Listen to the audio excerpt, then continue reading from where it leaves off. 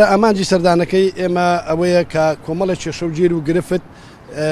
جوتیاران کەڵەکە بۆ بەسەرێکدا کە پەیوەندی ڕاستەوخۆی بە حکومەتی ناوەندیەوە هەیە. یەکێک لەو چێشانە ئەوەیە کە ئێمە ئەو بڕەپارەی گەنمی جوتیاران کە ساڵانی 2014 و 15 و 16 کە بەداخەوە ئێمە ساڵی ڕابردوو شەرشاندێکمان هاتە ئێرە و بەڵێنیاندا کە ئەو پارەیە سرفکەن بۆ براجوتیارەکان بەڵام بەداخەوە تا ئێستاکانە سرف نەکراوە. بۆیە ئێمە سەردانەکەمان بە چەند ئامانجێکە ئامانجی یەکەممان ئەوەیەوە ئامانجی دووەممان ئەوەیە کە بتوانین ئەو بڕەگەنمەی کە بۆ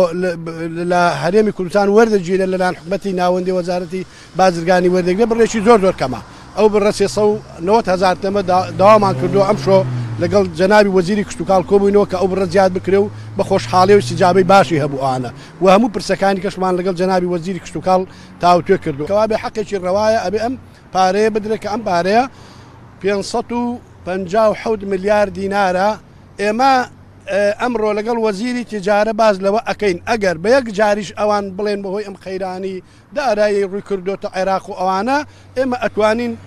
بە چەند قستێک بەڵام لە ماوەی چەند مانجێک تێنە بەڕێت و بتوانین